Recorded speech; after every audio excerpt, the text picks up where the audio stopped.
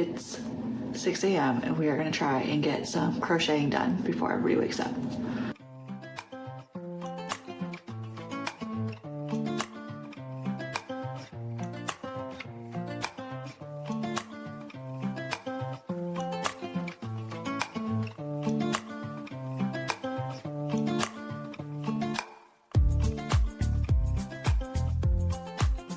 Yesterday was a travel day, so I was able to get some crocheting done.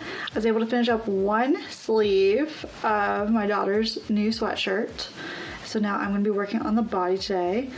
This is one where you do it all in one piece, so I'm excited for that. I'm also trying to cut out the Lane pants pattern and make them into a shorts pattern, so that maybe I can cut the fabric either today or tomorrow to start making my first pair of shorts. Last week I went to a new thrift store for myself.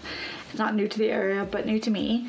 And I was able to get a bunch of things. Today I'm going to show you everything I got for $20. I was able to get some storage baskets. I need to start organizing my crafts. So I got some storage baskets for $1 a piece and they're in perfect condition. Another storage basket that is super cute and big and something I need. I think I'm going to use this one for the hall closet. My last storage basket has all of our goodies inside.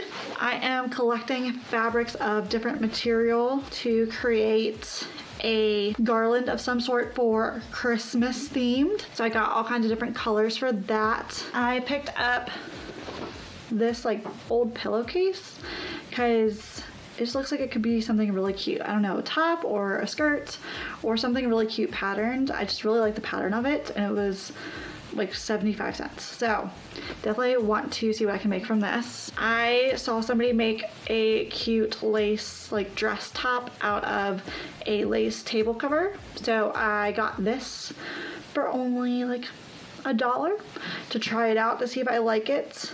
I'm gonna be throwing all of this in the washer today. I picked up more just things of fabric where I thought I could make something cute for my daughters. This one's more a green color pattern with flowers.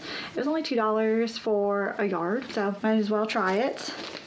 What I am super excited about is this little towel holder pattern.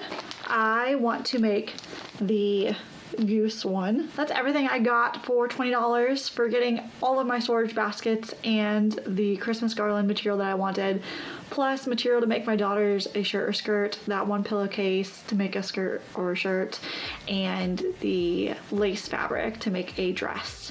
I think I got a lot of worth for my money for $20, so I'm pretty happy, plus that sewing pattern for the goose I forgot about that I'm already so excited to make. So yeah, that's everything I thrifted this week. Today I am going to be working on cutting out the Sydney Graham's Lane pants pattern, but I am following her tutorial into making it into a pair of shorts. So I have to utilize the pattern pieces I already have and utilize some just construction paper that my daughters have to transfer these into a shorts pattern.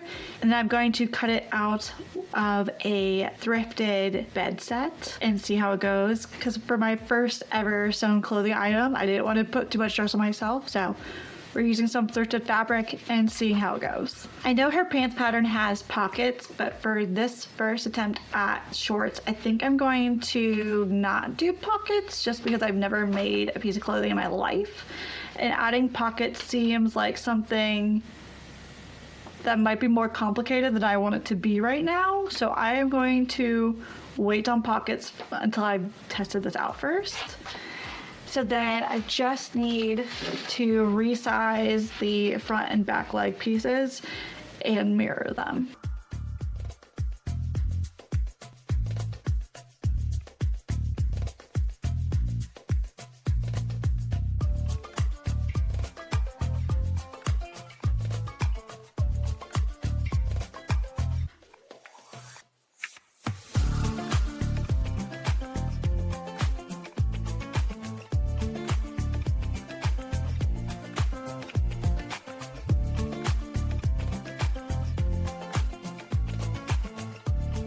So then I just need to cut out the front and back pieces in a shorts length and go from there. Now that I have the short back and the short fronts cut out along with the waistband from the pants I already cut out, we can now move on to cutting out the fabric. I think I'm gonna do that tomorrow though. I've kind of run out of time for today during my lunch break, so I will come back to this tomorrow when I have a day off.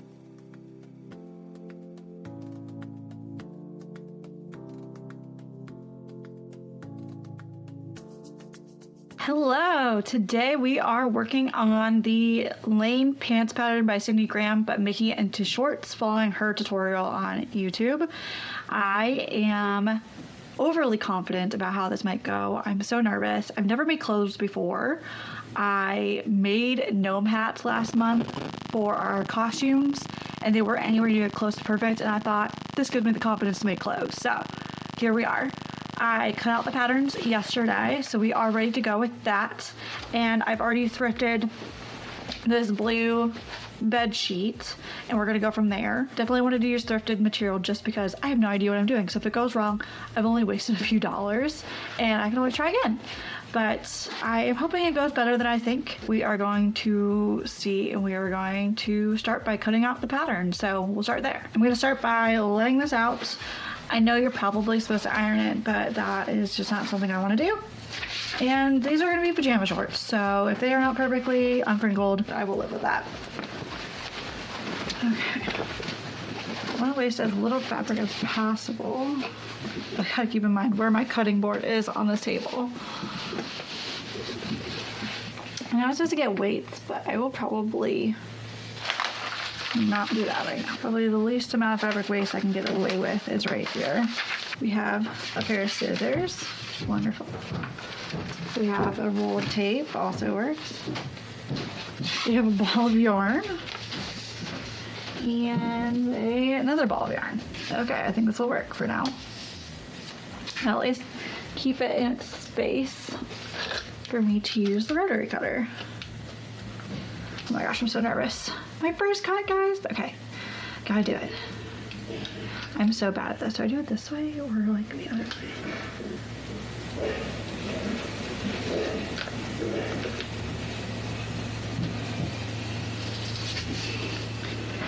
Whenever I see people doing this online, it looks so smooth.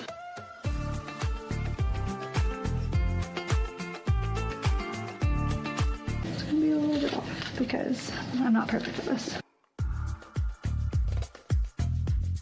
How do you not cut the pattern piece every time? I don't understand. Everybody else says it's so smooth. I'm just over here like making the choppiest cuts ever.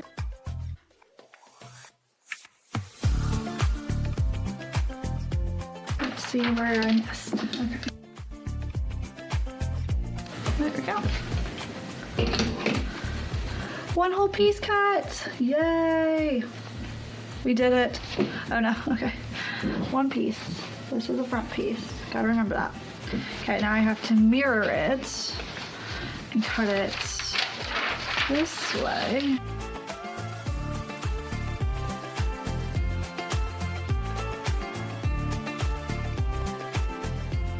These are all sliced up for me, being a bad cutter.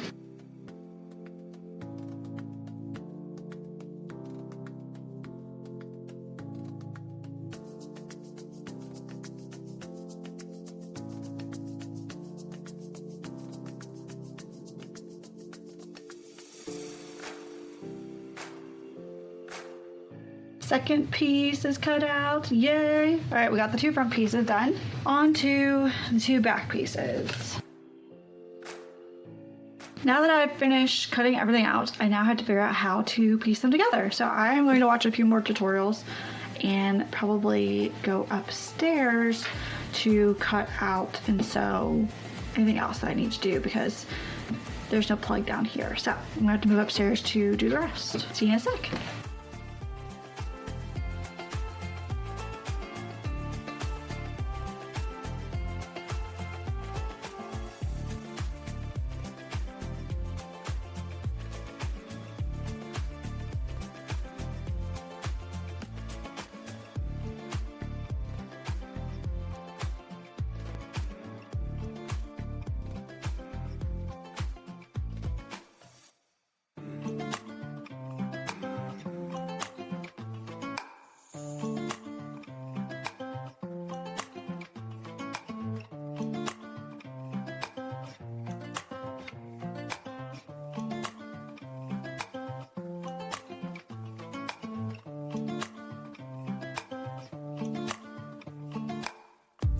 After lots and lots of mistakes, I have the framing of some shorts.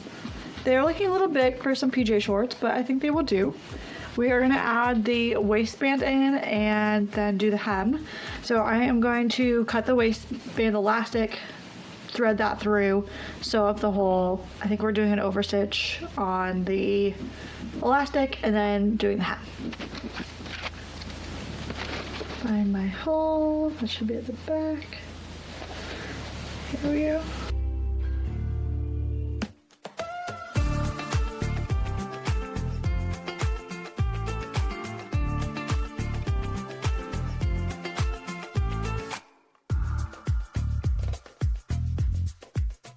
Everybody always makes this look so easy, and I am already struggling. Just to do the most basic part of this whole thing.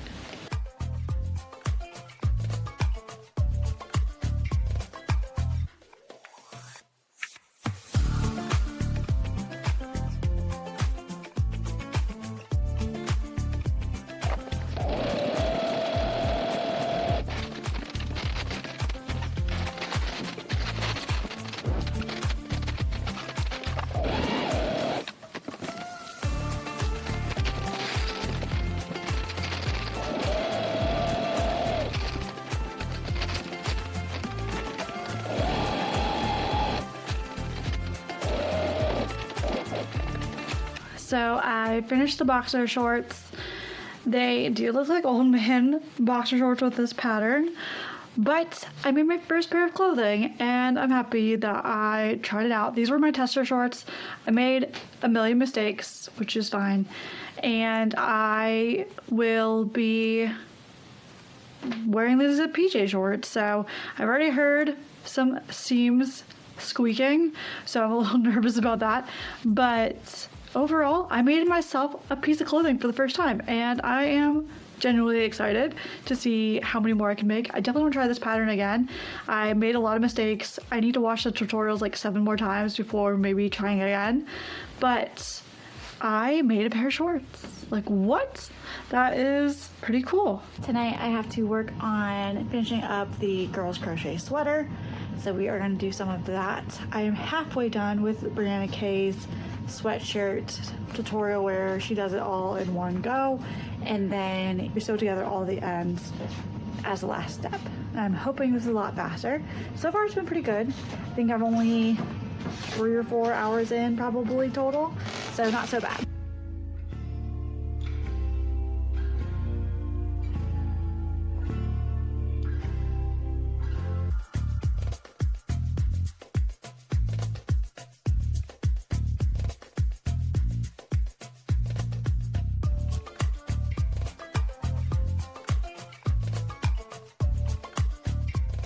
Last night I got a lot of work done on the crochet sweater that I am making for my daughters using Brianna Kay's tutorial on doing it all as one piece. I am so excited for how it's turning out. Look how cute this is. And it kind of, like, you can see it's like all like one piece. Kind of just folded it to make it easier to see like what it's going to look like at the end. But we're about halfway there. We have the other half of the front and back to do, and then the other sleeve. And then I think we just have to finish up with a around the neck collar. So it's going pretty quickly. I'd say maybe in total I've put in 6 hours into this maybe total, and that's only a little bit at a time. So I'm hopefully gonna get more of that done today. This morning I took some time to put together my daughter's journals. These are their sticker passports where we collect stickers on our travels and put them into a little book for them, so that way they can have something to remember their travels by, and it's a fun little thing that they actually get to shop in the gift store and take something home that they'll remember the trip by.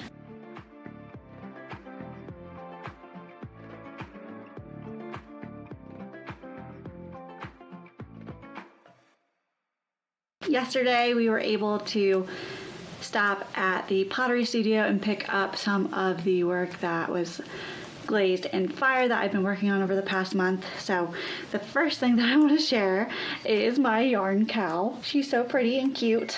She didn't turn out exactly like I expected. I did make her have blue spots, but I didn't test the wood clear glaze before I put it on nearly everything, and what I didn't realize is it made everything that was white turn into kind of a brown color. So that's kind of what happened here. I did an underglaze of white, and then it kind of turned everything into this brown beige color, but I'm still happy with her. The yarn will sit in the bowl, and then you can pull the yarn out of her mouth, and I saw it on Pinterest and thought it was so cute.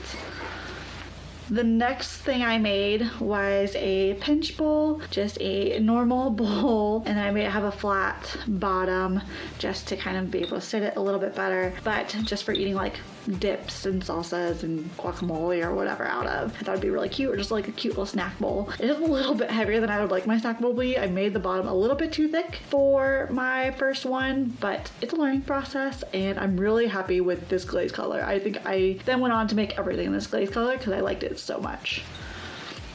The last item on my pickup list yesterday was my tic-tac-toe board that I made as a gift. Super cute. I made this, and then I made little footballs to go on it. And then these are supposed to be helmets. You can't really see them though, I'm sure, but they are supposed to be little orange helmets. My aunt and uncle are very fond of our local football team, and so I made them a tic-tac-toe board that matched their theme colors.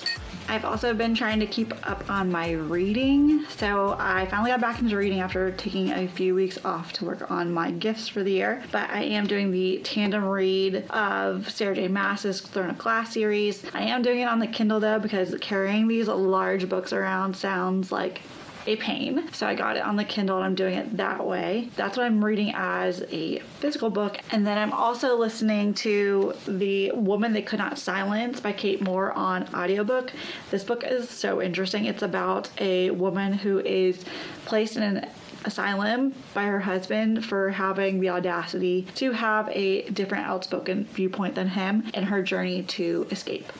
So I am enjoying that so far. It's set in the time of the Civil War. It is a non-fiction piece, but Kate Moore's writing, if you've read Radium Girls, is almost exactly like a fiction book would read, and she just does such a great job, and I'm really loving the audiobook version. I picked the audiobook version just because I haven't had as much time to pick up physical books, and I really do better with non-fiction books as an audio format, just because I can listen to it. If I zone out, I can just rewind, no big deal, and it doesn't have a lot of dialogue that I can't mess up while I'm reading an audiobook.